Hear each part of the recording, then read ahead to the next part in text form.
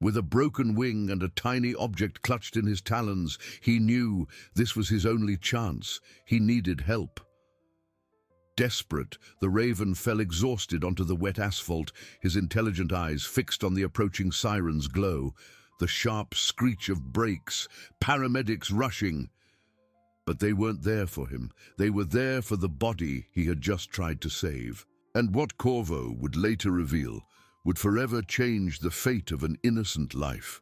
The intermittent flash of emergency lights painted the asphalt with shades of urgency, while the air filled with the murmur of voices and the creak of stretchers.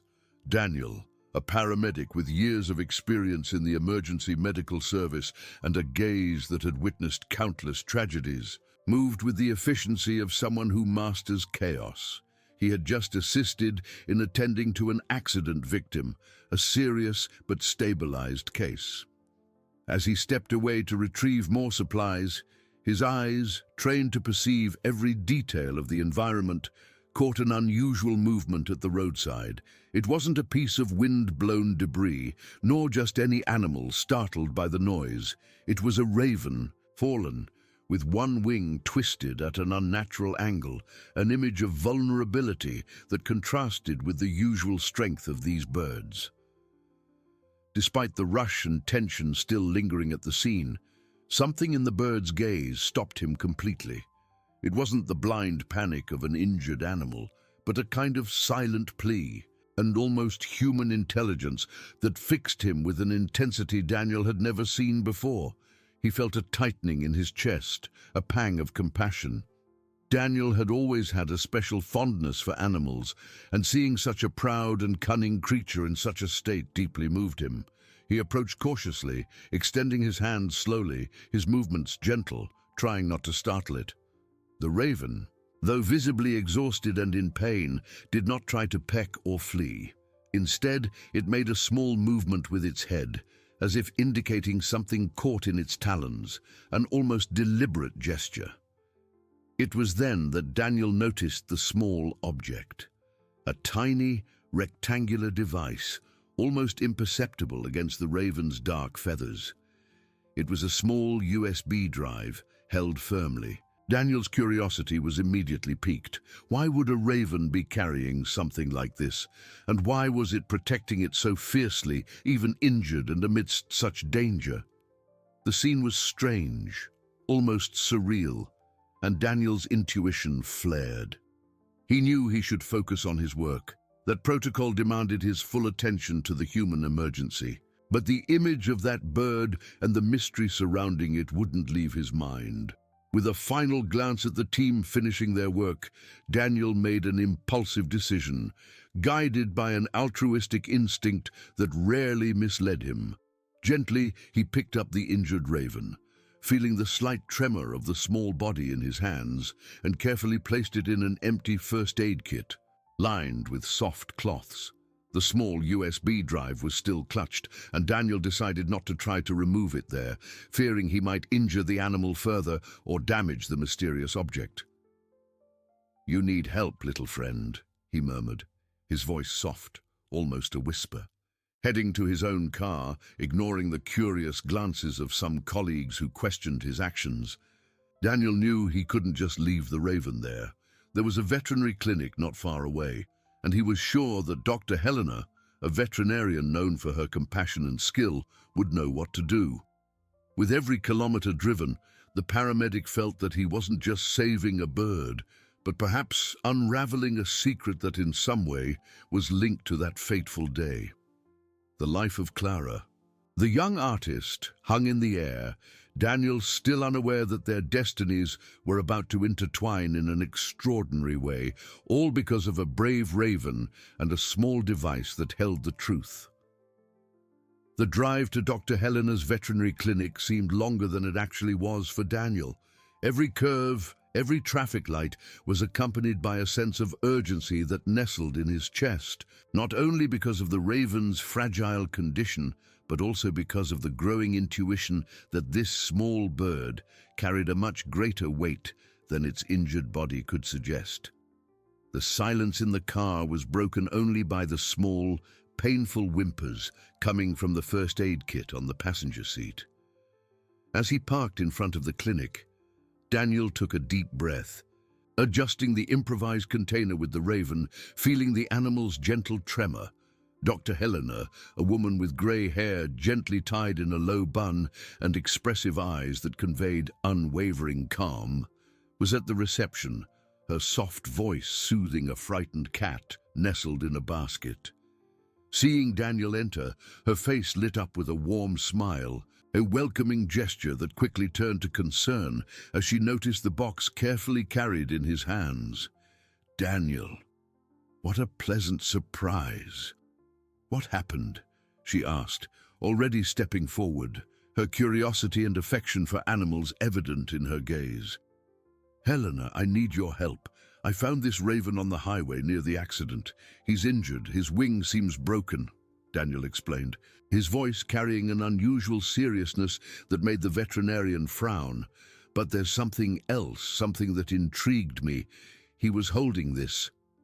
With extreme care, he opened the box enough for Dr. Helena to glimpse the small, dark, rectangular object firmly clutched in the bird's talons. Dr. Helena's eyes widened slightly, and she tilted her head, a subtle expression of astonishment appearing on her face. A USB drive? That's truly peculiar, Daniel. She took the box with a delicacy that only those who love animals possess, carrying it to the examination room where the light was clearer and the environment more tranquil.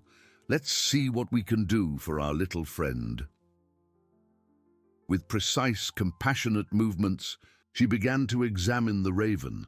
The bird, despite the evident pain in every small movement, remained surprisingly quiet, its intelligent eyes fixed on the veterinarian, as if it understood it was in safe, experienced hands. Daniel watched, fascinated by the silent, almost mystical connection that formed between Dr. Helena and the animal. The wing is indeed fractured, Daniel. A clean fracture. Fortunately, it will be a long recovery and will require a lot of patience, but he is strong, I feel it, Helena said, as she immobilized the wing with years of practiced skill. Her agile fingers worked with precision. But this USB drive, that's what intrigues me most. He held it with a strength and determination uncommon for an injured animal, almost as if he knew the invaluable worth of what he carried, like a treasure. She looked at Daniel, a glint of curiosity and a hint of mystery in her blue eyes. Daniel nodded slowly, his brow furrowed in deep thought. That's exactly what I felt, Helena. A look, a silent plea. It wasn't just a frightened animal seeking refuge. It seemed like he wanted to be found, that he wanted me to see what he had in his talons. There was an intelligence, an intention in his movements. He described the scene on the highway in detail, the way the raven stared at him, the almost human way it protected the object. My intuition, which rarely misleads me, tells me this is no mere coincidence, Helena. There might be something of extreme importance here. Dr. Helena pondered, gently stroking the raven's head, which now rested more calmly on the examination table. You are absolutely right, Daniel. We cannot by any means ignore this. Such a small object, yet he protected it with his own life, risking himself on a busy highway. If there's something important, something he witnessed or that is connected to him, it needs to be revealed. She looked at the USB drive, now more visible, gleaming under the clinic light. I think the best and most responsible thing to do is to call the police. They are the only ones who will know how to investigate this properly. It's too unusual a find to be dismissed as a mere lost object, Daniel agreed, feeling a shiver run down his spine. Yes, that's the most sensible thing. Who knows what this little drive holds? What secrets can it unravel? As Helena reached for the phone to make the call, Daniel thought of young Clara, of the distressing news he had heard on the radio about her trial, which seemed hopeless. He couldn't shake the feeling that, in some inexplicable way, That brave raven and its mysterious object were about to become a crucial piece in a much larger puzzle, a puzzle that could change the fate of an innocent life. Hope, a feeling that had been scarce in the city in recent days, began to timidly sprout in his heart, driven by the courage of a bird and the keen intuition of a paramedic.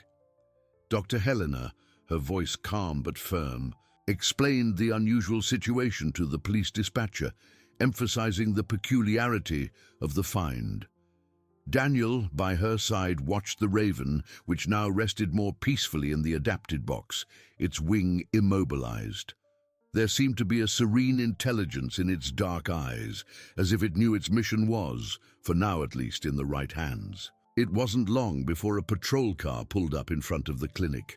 Sergeant Almeida, a middle-aged man with an initially skeptical expression, entered, his eyes scanning the room before settling on Daniel and Helena.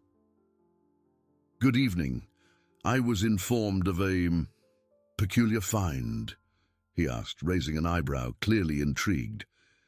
Helena, with the USB drive protected in a small clear plastic bag, presented the object and explained the story of the injured raven. Daniel elaborated, describing the scene on the highway, how the bird had called him, and the determination with which it protected the device. Sergeant Almeida took the bag carefully, his narrow eyes examining the small drive. The initial skepticism gave way to professional curiosity. A raven carrying a USB drive. It is indeed peculiar. We'll take this for analysis. We'll keep you informed about the bird and what we find." He nodded, the seriousness on his face indicating that however strange the situation, he would take it seriously. As Sergeant Almeida left with the small USB drive, Daniel felt a mix of relief and anxiety. The mystery was now in the hands of justice. Dr. Helena, for her part, dedicated herself to the raven, whom she affectionately named Corvo. "He's a fighter, Daniel, and very smart. I'm sure he'll recover," she said, stroking the animal's dark feathers. The clinic would become Corvo's refuge, a place where he would be cared for and unknowingly await the moment of his next decisive appearance. Far away, in the cold cell of a temporary detention facility, Clara felt the weight of the world collapsing on her shoulders. Her eyes, once full of creative sparkle, were now dull, clouded with unshed tears. The trial was approaching, and every piece of news that reached her was a blow. The prosecution seemed to have an irrefutable case, and public opinion had already condemned her. Her lawyer, Dr. Beatrice, an experienced but visibly exhausted woman, tried to instill some hope, but the words sounded hollow. "We don't have a strong alibi, Clara. The circumstantial evidence is overwhelming," Beatrice had said during her last visit, her voice heavy with sorrow. Clara merely shook her head, her throat tight, unable to express the anguish that consumed her. She was innocent, but how could she prove it when everything and everyone seemed to conspire against her? Loneliness was a heavy burden, and hope, a luxury she could no longer afford.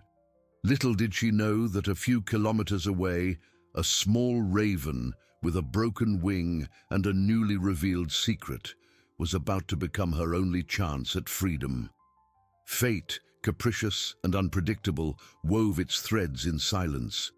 Sergeant Almeida, with the small USB drive carefully stored in an evidence bag, felt the weight of that tiny object in his hands.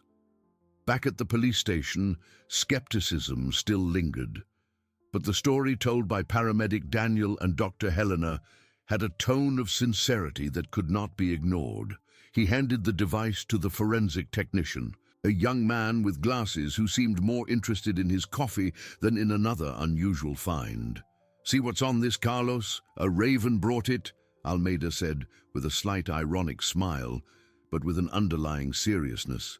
Carlos, accustomed to dealing with all kinds of evidence, connected the USB drive to the computer with a sigh. The screen flickered, and a folder with video files appeared.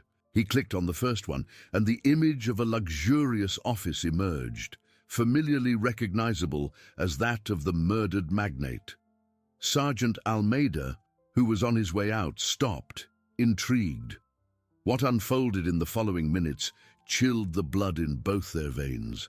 The video showed with shocking clarity the magnate's close relative, a man with a cold and greedy demeanor, arguing heatedly with the victim. The discussion escalated, and the heinous act was committed, not by Clara, but by him.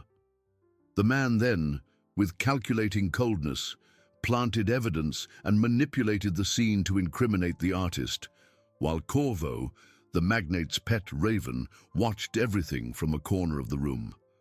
The animal, in an act of intelligence and desperation, it took the USB drive from a table and fled, exactly as Daniel and Helena had described.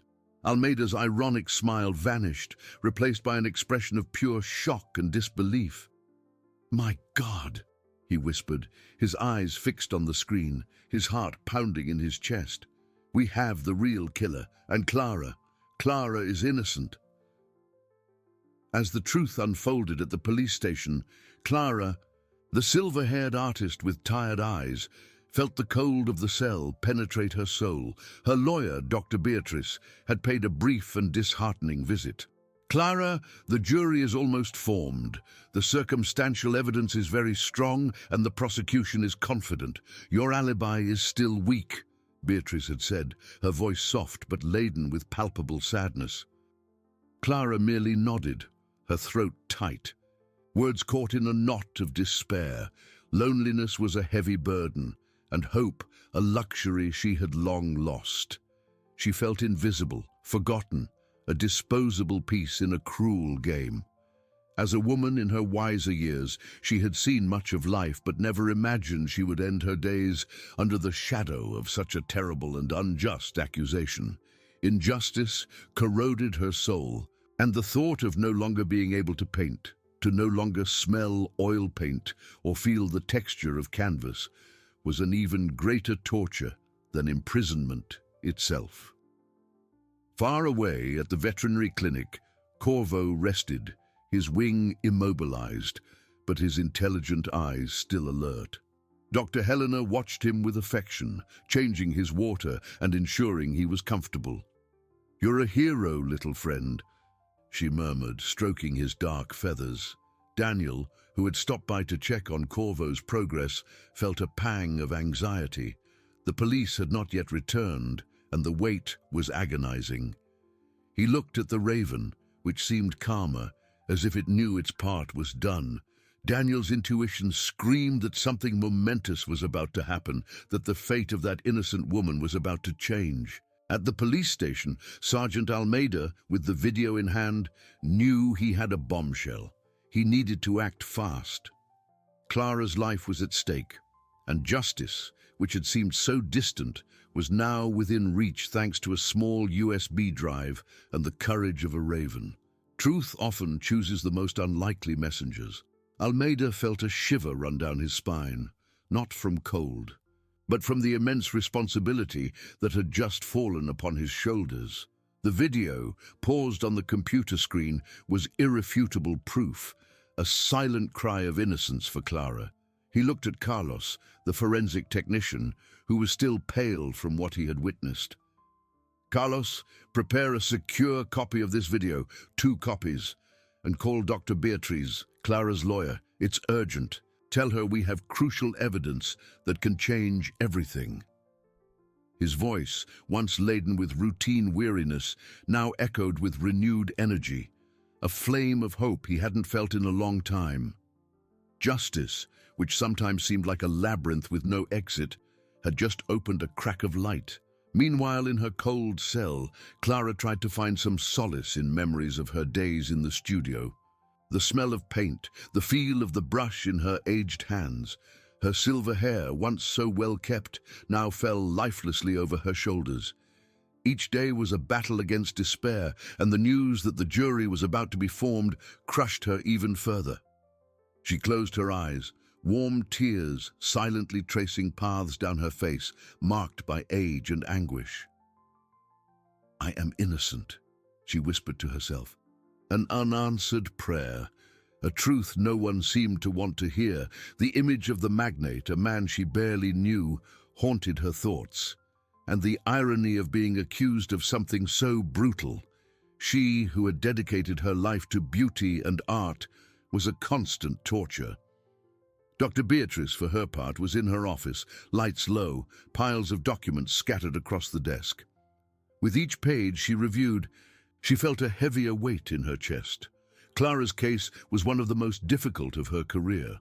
All circumstantial evidence pointed to the artist, and Clara's weak alibi that she was in her studio painting was easily dismissed by the prosecution as an excuse. She ran her hands through her hair, a gesture of frustration and weariness. "How am I going to prove her innocence?" she murmured.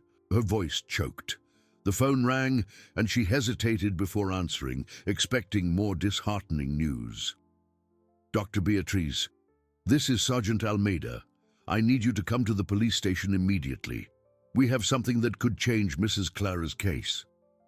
Almeida's voice was serious, but there was an urgency that made her jump up. "Change the case? Sergeant, what happened?" Hope, a feeling she had almost abandoned, ignited a small spark in her heart. She rushed to the police station, her heart pounding, a mix of skepticism and a hint of optimism. Upon arrival, Almeida led her directly to the forensic technician's room. "Dr. Beatrice, what I'm about to show you is extraordinary," he said, gesturing to the screen. Carlos clicked play, and the video began to roll. The image of the office, the heated discussion, the greedy relative, the heinous act, the manipulation of the scene, and Corvo, the pet raven, taking the USB drive and fleeing. Beatrice watched, unblinking, every second of the recording. Her eyes widened, her hands covering her mouth in a gesture of pure disbelief and shock. The tears, which had once been of despair, were now of relief and overwhelming joy. "My God!" she whispered, her voice trembling. The truth, so brutal and unexpected, was there, clear as day. Clara was innocent. The true killer, the magnate's relative, was revealed. The small USB drive, brought by a brave raven, had unraveled the mystery. Justice, which seemed to have abandoned Clara, was finally about to manifest itself. Beatrice felt a lump in her throat, an emotion so intense it almost suffocated her. She looked at Almeida, her eyes moist, a trembling smile on her lips. "Sergeant, this is everything. This is Clara's freedom." Hope, which had seemed a distant dream, was now a tangible reality. The path ahead would still be arduous, but the weapon for the final battle was in her hands. "Doctor."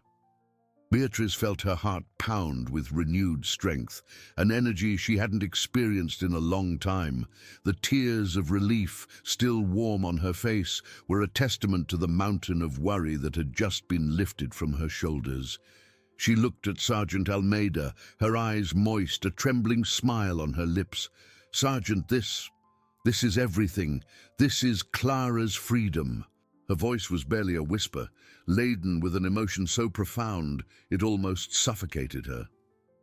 Almeida nodded, the seriousness on his face softened by a glimpse of satisfaction. "Yes, Dr. Beatrice. The truth, however improbable it may seem, is here. We need to act fast. Clara's trial is about to begin." The lawyer took a deep breath, composing herself.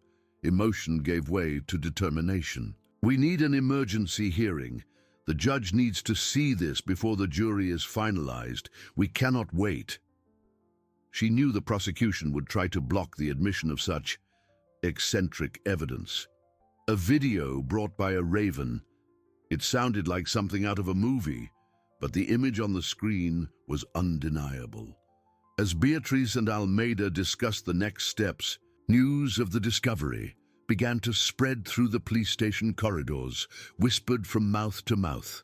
A faint but real hope began to form. In her cold cell, Clara, with her disheveled silver hair and eyes swollen from silent crying, tried to convince herself that there was a light at the end of the tunnel, but the darkness was overwhelming. She sat on her cot, her aged, trembling hands clutching a rosary her mother had given her years ago.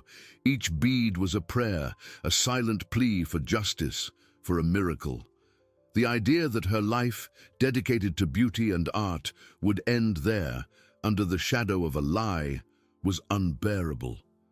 She felt loneliness like a heavy cloak, and the dignity that had always accompanied her seemed to drain away each day. Suddenly, the cell door creaked open, and a guard called her name. "Mrs. Clara, your lawyer is here, and it seems she has news." The guard's tone was different. There was a hint of surprise, almost admiration. Clara rose with difficulty, her heart pounding in her chest. Would it be more disheartening news? Another blow? Entering the visiting room, Clara saw Beatrice. The lawyer's face was marked by weariness, but her eyes shone with an intensity Clara had never seen before. There was a contained joy, an urgency that radiated from her. "Clara," Beatrice began, her voice choked but firm, "I have news. News that will change everything." She sat beside Clara, holding her cold hands. "We found the evidence, the proof of your innocence." Clara looked at her, confused, incredulous. "Proof? What proof, Beatrice? There is no proof." Tears returned to her eyes, but this time they were a mix of disbelief and a tiny, almost imperceptible spark of hope. Beatrice smiled, a genuine smile that lit up her face. "A video, Clara, a video that shows the truth, and it was brought by a raven." She knew it sounded absurd, but the truth was stranger than fiction. She described the scene at the police station, the shocking recording, the figure of the magnate's relative revealed as the true killer. Clara listened, unblinking to every word. At first, skepticism, then profound shock, and finally, a wave of emotion that made her sob uncontrollably. They weren't tears of sadness, but of such overwhelming relief that it felt like her chest would burst. The truth was there. She wasn't alone. A bird, a raven, had been her messenger. Far away, at the veterinary clinic, Corvo, with his wing immobilized, watched Dr. Helena with his intelligent eyes. He seemed to sense the change in the air, the energy of a battle about to be fought. Daniel, who was visiting the raven, stroked his feathers. "You did your part, little friend. Now it's up to them." Dr. Helena smiled, a mix of pride and admiration for the little hero. In the courtroom, Dr. Beatrice, with the video in hand, knew the fight would be arduous. The judge, a respectable but skeptical man, listened to her request for an emergency hearing with an expression of distrust. "Dr. Beatrice, what kind of crucial evidence are you referring to? And why does it only appear now, on the eve of the trial?" His voice was polite but carried a tone that indicated she would have to fight for every second of attention. The unexpected turning point was there, the barrier of institutional skepticism. The lawyer knew she would need more than the truth. She would need faith. "Doctor." Beatrice took a deep breath, feeling the weight of the judge's gaze upon her. Judge Torres, a man of austere demeanor and impeccable reputation, crossed his arms, his expression unyielding. "Dr. Beatrice, I understand the urgency, but the court cannot be a stage for last-minute diversions. You know the rules well." His voice, though calm, carried the authority of years of experience. "With all due respect, Your Honor," Beatrice began, her voice firm despite the tremor in her hands, holding the copy of the USB drive, now protected in a sealed package. "What I bring is not a diversion, but the very essence of justice. It is the truth manifesting in an unusual way, I admit. But truth, Your Honor, does not choose its messengers." Judge Torres raised an eyebrow. a sign that his patience was wearing thin. Messengers, Dr. Beatrice, we are talking about evidence in a murder case, not fairy tales. Prosecutor Marcia, a woman of rigid posture and sharp gaze, smiled discreetly, a sneering smile that did not go unnoticed by Beatrice. Your Honor, I only ask for the opportunity to present the evidence. I do not ask you to believe my words, but to see with your own eyes. The life of an innocent woman, Mrs. Clara, is at stake. An elderly, respectable woman who dedicated her life to art and who now faces the maximum penalty for a crime she did not commit. Beatrice's voice gained strength, charged with a passion that came from her faith in Clara's innocence. The judge pondered, his eyes fixed on the lawyer. He saw the sincerity in her demeanor, the urgency in her gestures. It was rare to see Beatrice so shaken, so fervent. Very well, Dr. Beatrice. I grant you 5 minutes. 5 minutes to convince me that this unusual truth deserves the attention of this court. But be aware, any attempt to mislead the court will have serious consequences. An almost inaudible sigh of relief escaped Beatrice's lips. She nodded, grateful. Thank you, Your Honor. There is no deception, only revelation. I request that Sergeant Almeida and forensic technician Carlos be called to testify to the authenticity of the material. Almeida and Carlos, who were anxiously waiting in the corridors, were quickly escorted into the room. With Carlos's help, the small USB drive was connected to the room's projection system. The image of the magnate's office appeared on the screen, large and clear. The silence in the room was almost palpable, broken only by the faint hum of the projector. Beatrice looked at the judge, who now watched the screen with cautious curiosity. Your Honor, what you are about to see is a security camera recording. It was recovered in an extraordinary way. But the authenticity of the video has been confirmed by Sergeant Almeida and technician Carlos. Carlos nodded, confirming. Almeida, with a serious face, did too. The video began to play. The scene unfolded. The heated discussion between the magnate and his relative, the escalation of violence, the heinous act, the cold and calculating manipulation of the scene to incriminate Clara, and then the moment that would seal fate. Corvo, the pet raven, taking the USB drive and fleeing. With each second, Judge Torres's expression changed. Initial skepticism gave way to disbelief, then to shock, and finally to a chilling understanding. His eyes, once inquisitive, were now wide, fixed on the screen. Prosecutor Marcia, watching from the side, paled, her sneering smile completely gone, replaced by silent horror. Far away, at the veterinary clinic, Corvo stirred in his box, as if sensing the energy of that decisive moment. Dr. Helena watched him, gently stroking his feathers. Daniel, by her side, felt his heart tighten, a premonition that the truth was finally finding its way. In her cell, Clara, with red eyes and a tired body, felt an unexpected warmth in her chest, a pang of hope that seemed to come from somewhere distant, a promise that the darkness would not be eternal. She didn't know what was happening, but a subtle peace enveloped her, like an invisible embrace. In the courtroom, the video ended. The silence that followed was heavy, laden with a shocking truth. Judge Torres slowly took off his glasses, massaging the bridge of his nose. He looked at Beatrice, his eyes now moist with complex emotion. Skepticism had crumbled. Faith now was the only witness. Judge Torres remained silent, glasses in hand, gaze fixed on the empty screen. The truth hung in the air. Prosecutor Marcia, pale, lips pressed tight, eyes wide with horror. Her certainties crumbled. Words failed her. Beatrice felt intense relief, her legs weakening. Tears, once of despair, were now of gratitude and joy. Justice, once a mirage, was there. Almeida and Carlos nodded. Finally, Judge Torres cleared his throat, his voice hoarse but firm. "Dr. Beatriz," he began with gravity, "this court cannot ignore such evidence. Its authenticity has been confirmed. What we have witnessed here is a complete reversal." He looked at the prosecutor. "Dr. Marcia, given the irrefutable clarity, Clara's trial cannot proceed. The accusation is unfounded."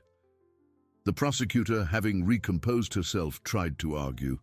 "Your Honor, the manner in which this evidence was obtained is questionable. A raven, unacceptable." The judge raised his hand.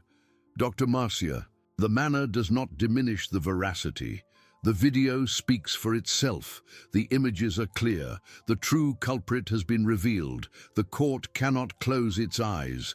I declare the immediate suspension of proceedings against Clara, and I order the immediate arrest of Mr. Magnate's relative based on the evidence." A whisper ran through the room, quickly silenced. Beatrice felt a lump in her throat, tears streaming down her face. It was the end of Clara's nightmare. Freedom was within reach. Almeida discreetly alerted his team. Carlos turned off the projector. Beatrice approached the judge. "Thank you, Your Honor, for having the courage to see the truth." The judge nodded. "Justice must prevail, Dr. Beatrice, always." In her cell, Clara sat, her rosary in her hands. The subtle warmth intensified, turning into peace. A strange calm enveloped her, like mist dissipating. Suddenly, the cell door opened. The guard accompanied Beatrice, whose face was radiant, eyes moist, a wide smile. "Clara!" Beatrice exclaimed, rushing to embrace her. "It's over, you're free. The judge suspended the proceedings. We found the real culprit." Clara looked at her, confused. "Free? But how?" Beatrice held her hands, her voice choked. "The video, Clara, the video the Raven brought, it showed everything. The real killer has been arrested. You are free." The words echoed. Clara felt the ground disappear beneath her. It wasn't a dream. It was real. Tears streamed, not from sadness, but from a profound relief that made her tremble. She was free. The truth had prevailed. The dignity she thought she had lost was back. Far away at the veterinary clinic, Corvo, feeling the reverberation, stirred in his box, cawing contentedly. His intelligent eyes shone. Helena and Daniel exchanged glances, admiring the little hero. The truth, after all, had found its way, and the Raven, the most improbable of messengers, had fulfilled his mission. Clara felt Beatrice's embrace like a safe harbor after a storm. The words, "You are free," echoed in her ears, amid sobs of relief. Relief flooded her soul. She could barely stand, her legs weak, her body exhausted from the tension. The guard, with compassion, opened the police station door. Clara took her first step outside into the sunlight, which seemed blindingly bright. The fresh autumn night air, smelling of wet earth, filled her lungs. She realized she had forgotten what it was like to breathe without the weight of accusation. Beatrice supported her, gently guiding her to a car. "Let's go home, Clara. You need to rest. Everything will be all right now."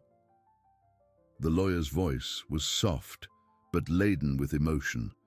Clara merely nodded, unable to form a complete sentence. The exhaustion was immense, but the feeling of freedom even greater. Her eyes, once dull, now shone with tears that wouldn't stop falling, but which for the first time were not sad. They were tears of gratitude for a miracle she hadn't dared to dream of. As the car pulled away from the police station, Clara looked back at the building that had been her prison. Disbelief still dominated her. How was it possible that a small raven had uncovered such a complex truth? It was a story that defied logic, but it had saved her life. The image of Corvo, intelligent and courageous, filled her thoughts. She felt a deep connection with that bird, a bond forged in injustice and redemption. News of Clara's acquittal and the arrest of the true culprit spread like wildfire. television channels, once sensationalist, now portrayed Clara with regret and admiration.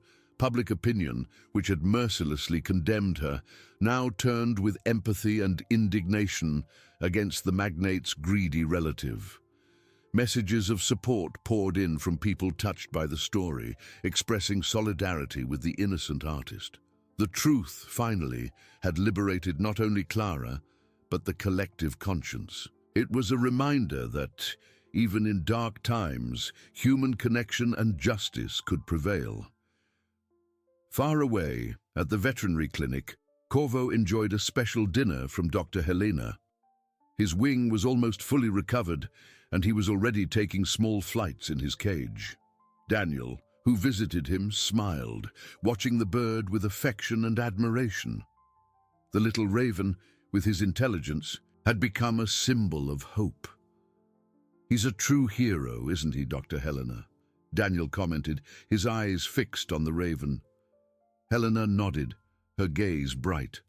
"An unlikely hero, Daniel, but one who taught us that truth has many voices, and courage can come from where we least expect it."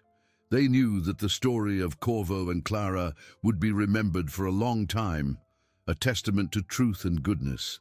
Clara arrived at her apartment, which Beatrice had arranged to be clean and welcoming. Upon entering, the familiar scent of oil paint and turpentine enveloped her, bringing back memories. She touched one of her brushes, forgotten on the table, and a tear rolled down her cheek. The dignity she thought she had lost was gradually returning. Art, her passion and life, seemed like a path to healing. She knew the journey to overcome the trauma would be long, but for the first time, she felt she had a future. The triumph would not be hers alone, but of all who believed in justice, even when it seemed impossible. Clara felt the scent of oil paint and turpentine like a familiar embrace, but the memories it brought were a mix of comfort and pain. Her aged fingers, once so agile with the brush, now trembled slightly as they touched the blank canvas. There was an unfinished painting on the easel, exactly as she had left it on the day of her arrest, a landscape that promised vibrant colors, but which now seemed gray in her mind. Dignity was returning, yes, but trauma was a persistent shadow. She sat in the living room armchair, watching the morning sunlight flood her studio, a space that had always been her sacred refuge. Now it seemed a place of echoes and heavy silences. Beatrice, with her usual kindness, visited her daily, bringing light meals and words of encouragement.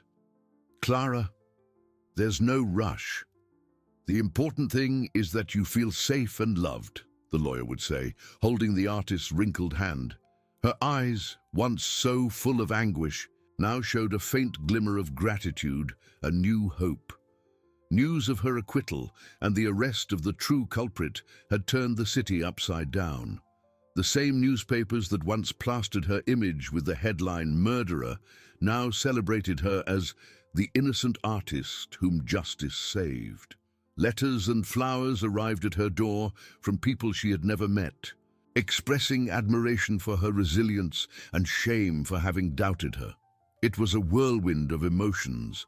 Society, once so unforgiving, now sought redemption, and Clara, with her wisdom and serenity, began to understand the power of forgiveness, not only for others, but for herself and for the world. Human connection, which seemed to have broken, was being rebuilt, thread by thread, with every gesture of affection and support. Meanwhile, Corvo, the little dark-feathered hero, was about to be released from the veterinary clinic. His wing was completely healed, and he was already flying with the same agility as before. Dr. Helena and Daniel watched him with special affection, knowing that this bird had a greater destiny than that of a simple pet. "He's ready to go home, Daniel," Helena said with a smile. "But I don't know if he'll want to go back to his old home. Perhaps he's found a new home in our hearts." Daniel nodded, stroking Corvo's head. "He's an extraordinary raven, a true messenger of truth. He deserves all the affection in the world." Beatrice, noticing Clara's melancholy, had an idea. Clara, Corvo will be released tomorrow. How about we go pick him up? I'm sure he'd be happy to see you." Clara's eyes widened, and a genuine smile, the first in a long time, lit up her face. "Corvo," she whispered, her voice choked. The image of the bird, her silent savior, brought warmth to her chest. It was as if a part of her soul, which had been lost, was returning. The idea of reuniting with Corvo was a balm for her wounded soul and a step forward. The next day, the sun shone brightly. Clara, accompanied by Beatrice, arrived at the veterinary clinic. Upon seeing Corvo, she extended her hand, and the bird, without hesitation, flew to her shoulder, cawing softly. Clara felt the small talons and the familiar weight, and tears streamed again, but this time they were of pure joy and a deep sense of gratitude. She embraced him tenderly, feeling the softness of his feathers. "My little hero," she murmured, her voice full of emotion. That reunion was a symbol of her own recovery, a reminder that life, no matter how much it hurt her, always offered the chance to start anew. Justice had been served, and now healing began. The connection between the artist and the raven was undeniable, living proof that hope can arise from the most unexpected places and that love and loyalty transcend species barriers. Clara felt that, with Corvo by her side, and with the support of Beatrice, Daniel, and Helena, she would have the strength to paint again, to fill her canvases with the vibrant colors of life, and to transform her pain into a new form of beauty. Clara felt that, with Corvo by her side, and with the support of Beatrice, Daniel, and Helena, she would have the strength to paint again, to fill her canvases with the vibrant colors of life, and to transform her pain into a new form of beauty.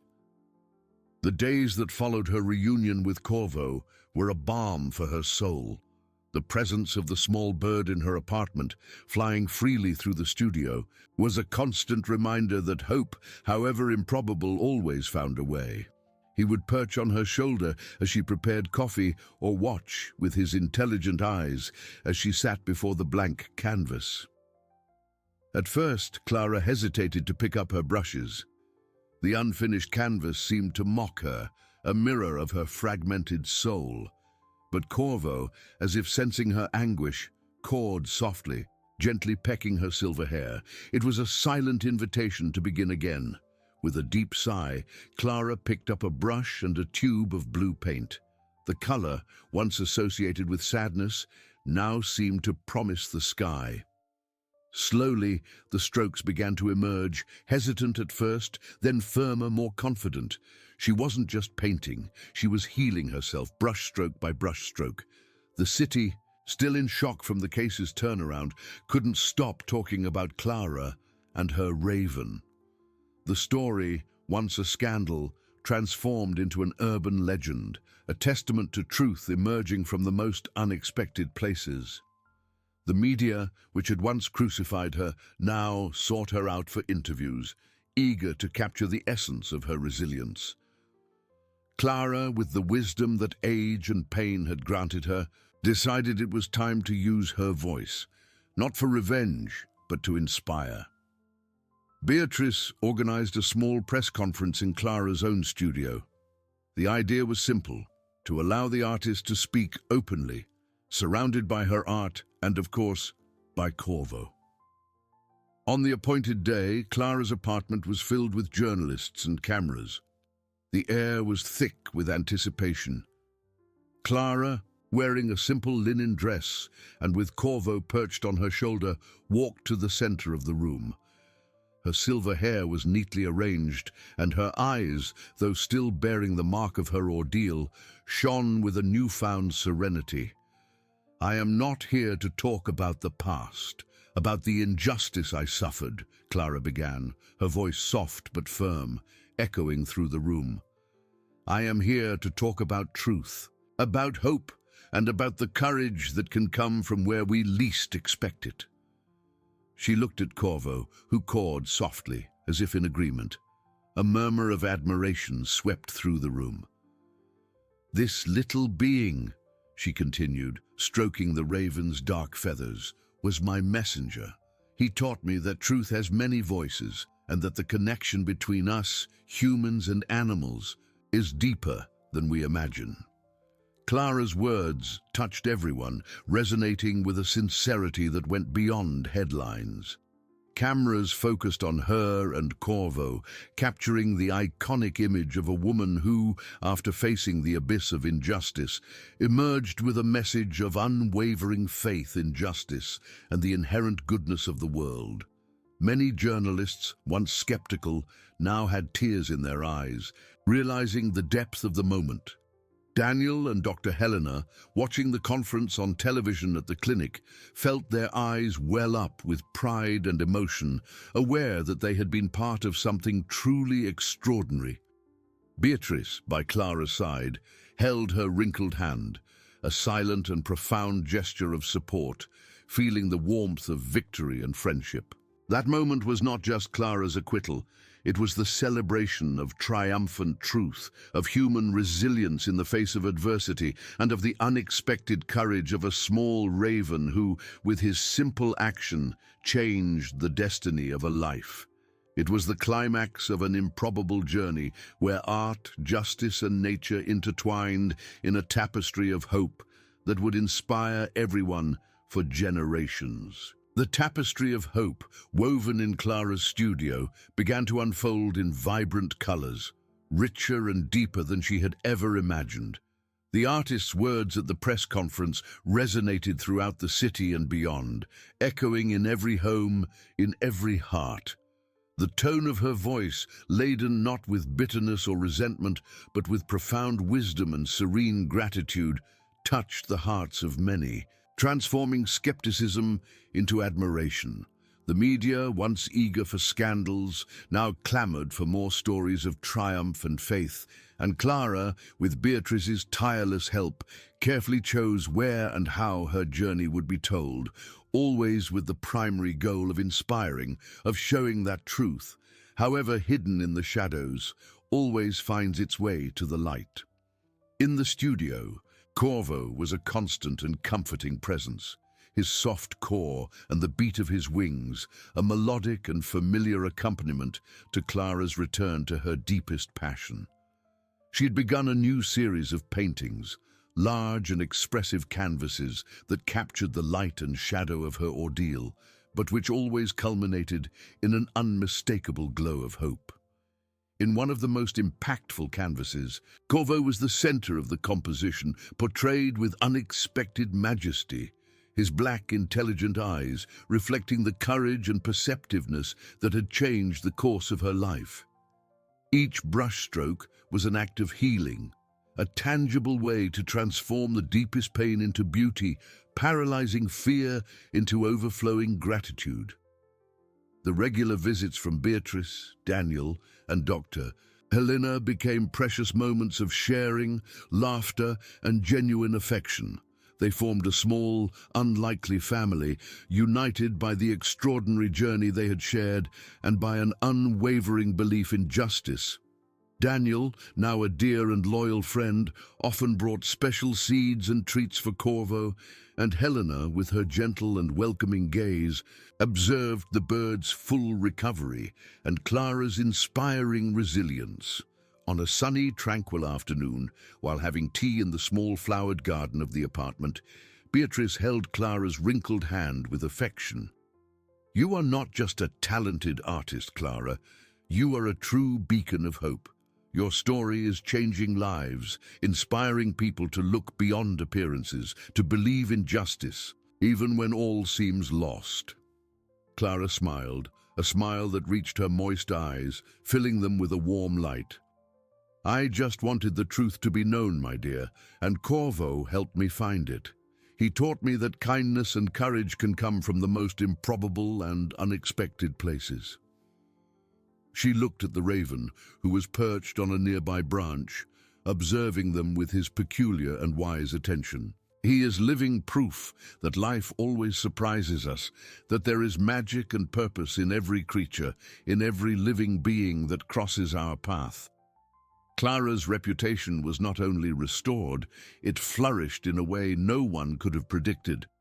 Her works, once appreciated by a select niche, were now sought after by collectors and galleries worldwide, not just for their intrinsic beauty, but for the powerful and moving story they carried.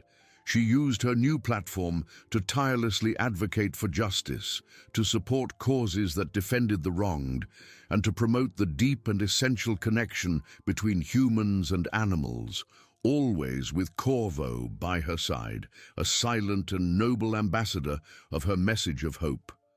The true killer, the magnate's greedy relative, was tried and sentenced to the maximum penalty, the irrefutable evidence from the video brought by Corvo sealing his fate. Justice, though late and painful, was complete and unquestionable. The magnate's family, shamed and dishonored, had to face the devastating consequences of their own blindness and excessive greed. But for Clara, the true victory was not in the punishment of the guilty, but in the restoration of truth and the rediscovery of her own unbreakable inner strength. Corvo, the raven who fled home and pleaded for help, never left Clara's side again. He was her faithful guardian, her loyal friend, her constant reminder that life, even after the darkest and most tempestuous of trials, can flourish again, stronger, more resilient, and more beautiful than before. Together, they became a living symbol that truth, justice, and human connection are the most powerful forces in the universe, capable of overcoming any adversity and inspiring generations to dream of a more just, compassionate, and hopeful world. Truth, justice, and human connection, like a mighty river, continued to flow, carving a new course for Clara's life and for all those touched by her extraordinary journey.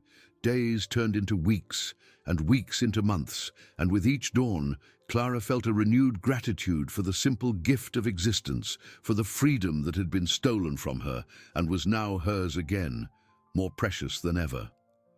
Her studio, once a refuge of anguish, blossomed into a sanctuary of colors and hope. The canvases, which once seemed to mock her pain, were now filled with the light of her resplendent soul. She painted with renewed passion, each brushstroke a hymn to resilience, each color a celebration of life.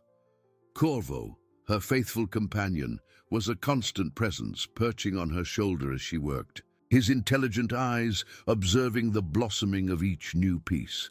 He was not just a pet, he was the personification of truth, the silent guardian of her redemption. The story of Clara and Corvo, far from being forgotten, became a beacon of inspiration. She received invitations to speak at universities and community centers, where she shared her experience with a humility and wisdom that captivated everyone.